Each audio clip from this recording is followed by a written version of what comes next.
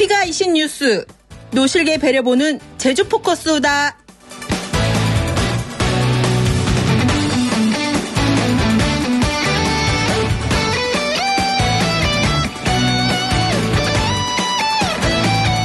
자, 오늘 특별한 손님을 모셨습니다. 50만 시민의 벗이란 슬로건으로 지난 2년 가까이 제주시정을 이끌어오신 분이죠. 제33대 제주시장을 역임한 강병삼 전 제주시장 함께합니다.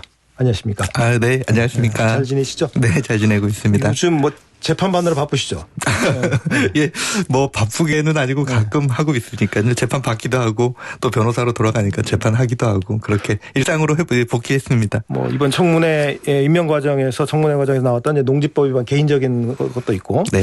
또 이번에 오등봉 관련 결정에서 손해배상 소송도 지금 걸린 상태죠. 네, 개인 상대로 저하고 우리 시청 공무원 2명 상대로 손해배상 청구 그 소송도 지금 진행 중에 있습니다. 그 두 가지도 사실 얘기 나누면 끝이 없을 것 같습니다. 오늘은 이제 그게 주제가 아니라서 좀 넘어가도록 하고, 이 질문부터 한번 드려볼게요. 그 밖에서 본 행정, 그 직접 경험해본 행정, 무엇이 가장 달랐습니까? 좀 실망스러운 답변일 수도 있겠는데 크게 다르지 않았습니다. 아, 그래요? 네, 그게 밖에 있는 동안에도 어쨌든 제주 시민으로서 이제 제주시 돌아가는 얘기에 대해서 관심을 가지고 살았었고요. 그리고 제가 굉장히 다양한 조직에서 조직 경험을 했던 적이 있다 보니까 그런 큰 틀에서는 크게 다르지 않았다는 생각이 듭니다. 다만 행정에서 다루는 사무가 생각했던 것보다 훨씬 많습니다. 그래서 우리 시민들의 생활에 행정이 정말 좀 구체적으로 많은 부분 개입을 하고 있구나라는 부분에서는 좀 이제 놀라운 점도 있었습니다. 보통 그러니까 어쩌다 공무원이 된 분들한테 공통적으로 물어보면 공무원 사회에서 적응하기 힘들다라는 얘기를 많이 하시는데 그렇지는 않으셨네요. 그렇죠. 저는 금융권에 있는 회사라든가 벤처 회사라든가 아주 작은 기업 또 상장돼 있는 기업 이렇게 그런 조직 생활들을 많이 했기 때문에 유사점들을 많이 발견할 수 있었습니다. 네. 자, 시장으로서 하고 싶었던 일들이 되게 많으셨을 텐데 잘한 거야. 그동안의 임기 기간 동안 열심히 시장 홍보를 하셨을 테니까 그만두고요.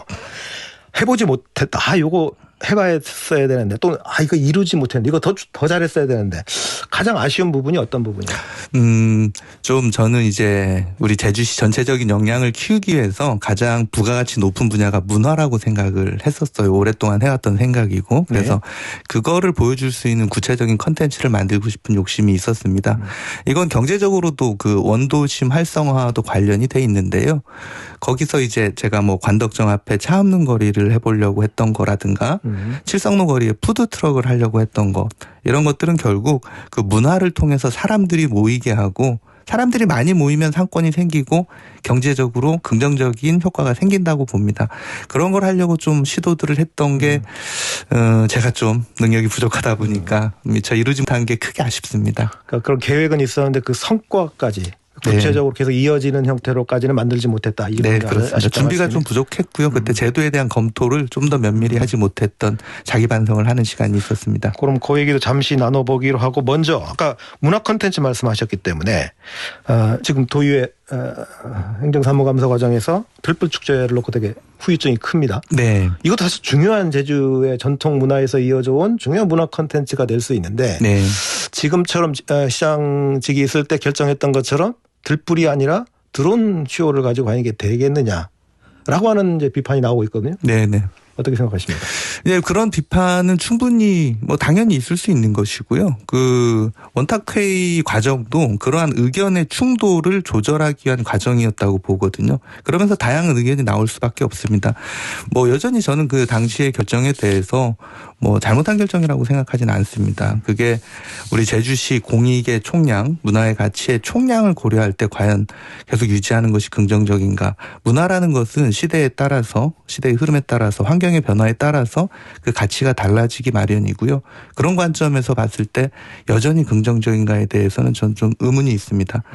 그리고 또 지금 관련 조례가 지금 청원돼 가지고 진행 중에 있는데 좀 법률가로서의 관점은 아주 구체적 사안에 관한 제도를 만드는 것 이거에 대해서는 좀 신중하게 고려해야 될 필요가 있다고 생각합니다. 이것은 행정에서 어느 정도 일정의 재량을 가지고 집행을 하는 것이 아니라 구체적인 사업의 내용까지 더군다나 특정 행사의 내용까지 구체적으로 정해서 제도를 만들면 그럼 행정에서는 뭐 어떤 행정행위 모든 행정행위에 대해서 의회가 구체적인 제도를 만들어가지고 그걸 강제하게 하는 결과가 생기거든요. 그것은 입법행정사법을 분리한 우리 민주주의 삼권분립의 취지에도 어긋나지 않나는 의문이 있습니다.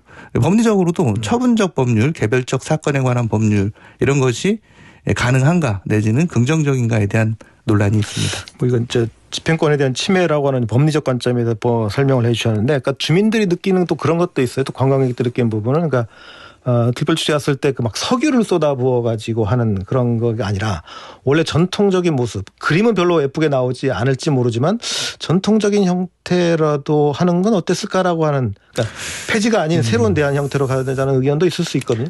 예, 그래서 이제 그 한계가 있는 것인데요. 뭐 일단 저 오해 하나를 좀 정리해야 될 것은 석유를 뿌리는 게 과거에 있었던 것은 맞는 것으로 알고 있는데 그건 꽤 오래전에 그 기름을 뿌려서 불 붙이는 것은 안 한 지 오래됐고요.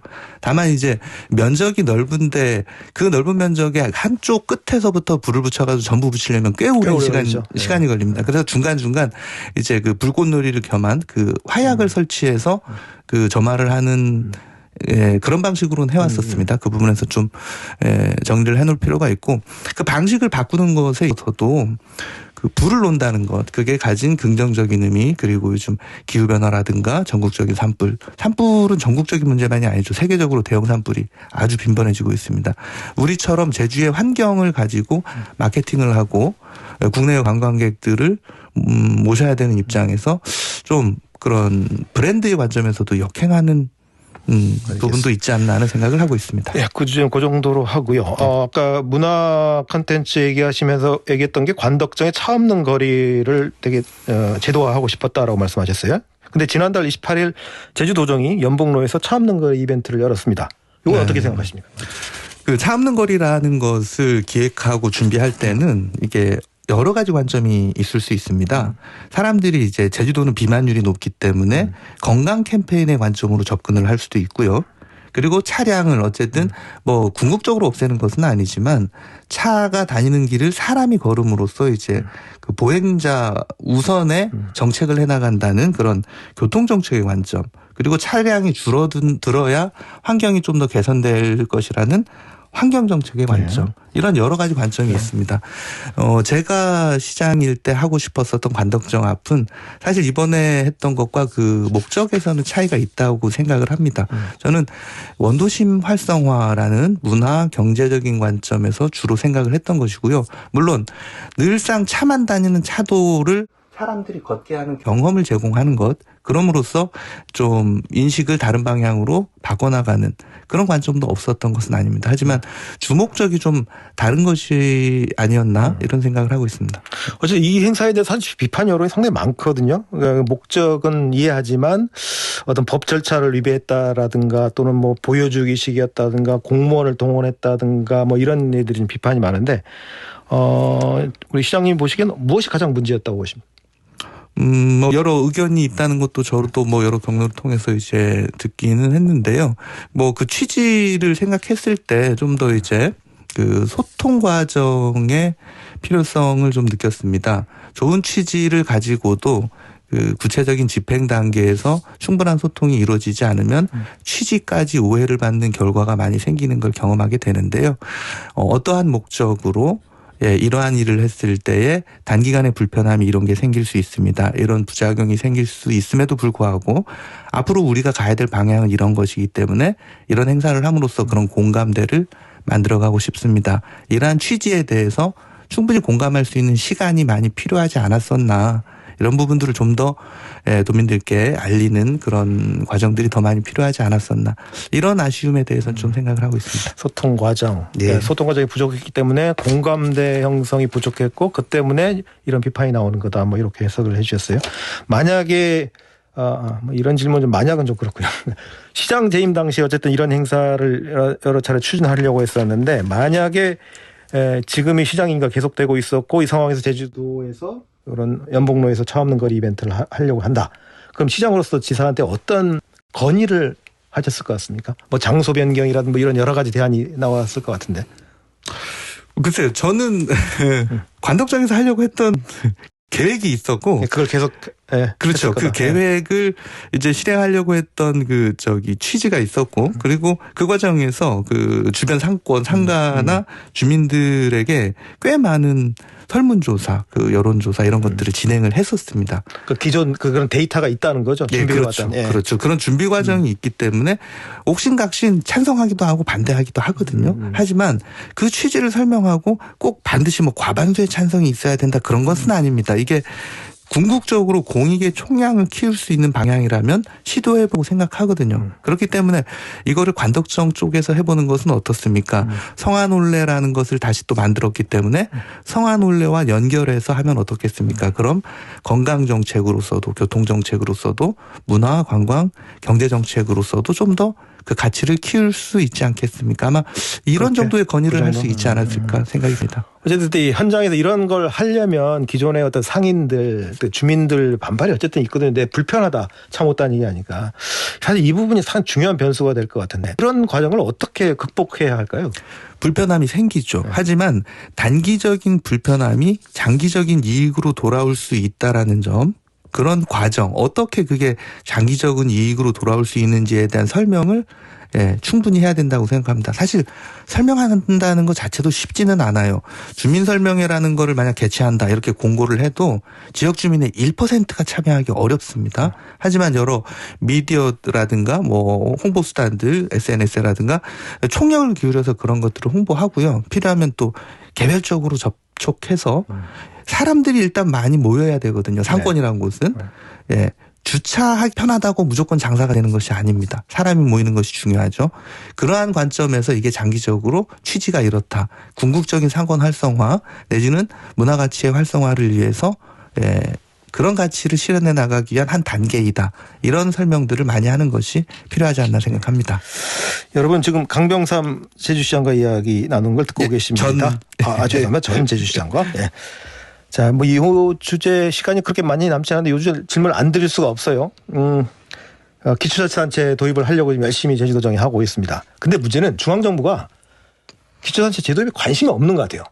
어제 지난 며칠 전에도 도지사 도의회 의장이 가서 행안부 장관을 만났지만 자, 관심이 없는 것 같은데 그러면 주민투표를 가능하기 위해서 제주도가 쓸 수 있는 카드가 뭐가 있을까요?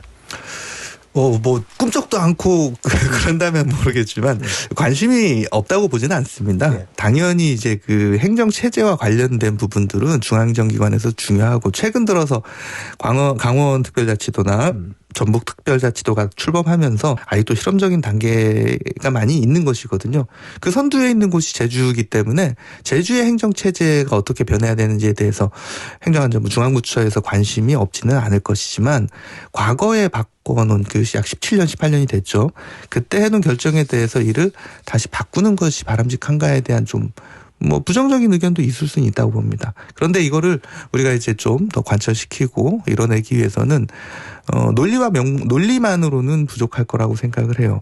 오히려 더 많은 명분이 필요해 보입니다. 명분들을 만들기 위해선 이게 집중화됐을 때 부정적인 사례, 기초가 분할됐을 때 좀 더 긍정적인 사례, 외국의 사례, 스위스 같은 경우 아주 기초자치단체가 2,000개가 넘거든요. 그렇죠. 그렇게 경쟁력을 강화하는 사례, 이런 것들이 필요하다고 생각합니다. 지금 할 말이 되게 많은데 앞으로 종종 나와서 이 얘기 한번 들어보도록 하겠습니다. 불러주시면 열심히 목소리 들려드리겠습니다. 오늘 말씀 잘 들었습니다. 지금까지 강병삼 전 제주시장이었습니다. 제주 포커스에서 말하는 소식은 여기까지입니다. 내일 다시 뵙겠습니다. 안녕히 계십시오.